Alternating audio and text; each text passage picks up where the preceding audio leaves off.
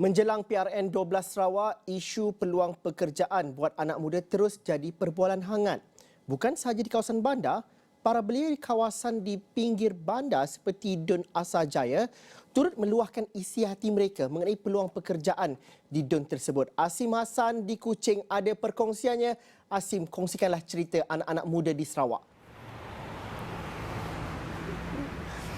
Baiklah, terima kasih Zul. Sebelum saya bercerita tentang para belia ini, yang mana ingin saya bawakan.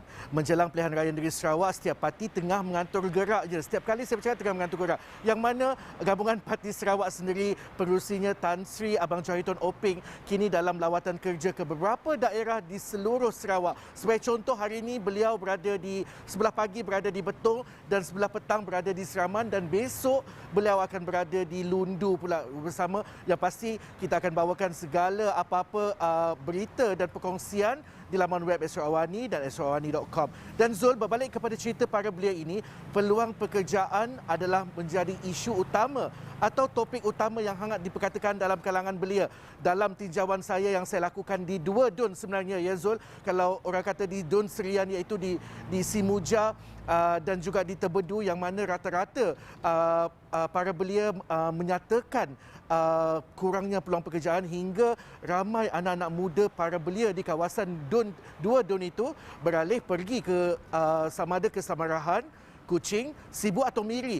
Waima juga akan pergi ke Kuala Lumpur dan juga Johor Bahru.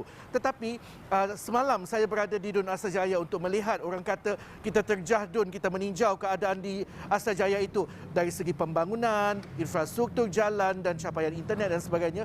Isu peluang pekerjaan juga menghimpit anak-anak muda di kawasan itu, yang mana beberapa orang yang saya temui menyatakan bahawa peluang pekerjaan yang kurang di kawasan tersebut menjadi penyebab ramai para belia untuk berhijrah. Ada baiknya mereka kata tubuhkanlah pusat kemahiran bagi mereka boleh mengasah bakat, seterusnya menjadi usahawan, membuka bengkel ataupun bina kilang bagi membolehkan mereka tidak keluar daripada Asajaya. Mungkin kita boleh dengarkan sedikit apa yang dikatakan oleh anak-anak muda dan para belia di Asajaya.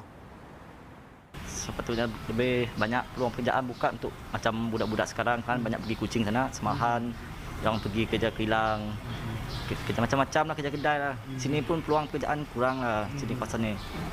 Sepatutnya buka macam kedai barber kan. Sini kurang kedai barber lah, pasal sini. Kalau dibandingkan dengan sini, kilang memang tak ada lah kilang sini. Kebanyakan ada dekat Semahan sana, dekat area Tebuan Jaya, banyak lah. Kalau sini memang kurang lah, sebab tu ramai yang budak-budak pergi dekat Semahan sana, Kuching, yang banyak peluang pekerjaan sana lah. Memang harapkan lebih banyak peluang pekerjaan lah dekat-dekat area sini Asajaya, supaya anak-anak muda tidak payah pergi sana lah, dekat-dekat sini je lah. Yang kami harapkan buat macam-macam kilang di kawasan saja ini, supaya kami tidak pergi ke area Samarahan, Kuching sana untuk mencari pekerjaan. Kuching sana saja yang ada kerja. Sini pun kurang pekerjaan. Kalau mau cari kerja gaji besar pun mau pergi Kuching sana. Baiklah, itu antara dua orang para belia yang saya temui di Dun Asajaya. Tetapi saya pasti banyak lagi suara-suara anak muda yang mahukan peluang pekerjaan ada di kawasan masing-masing. Dan inilah menjadi tanggungjawab calon-calon yang akan bertanding pada pilihan raya ke-12 nanti, untuk memastikan suara anak-anak muda ini tidak dipinggirkan, memberi mereka peluang pekerjaan dan seterusnya mereka dapat menjana kehidupan. Zul. Terima kasih Asim Hassan atas laporan itu langsung dari Kuching, Sarawak.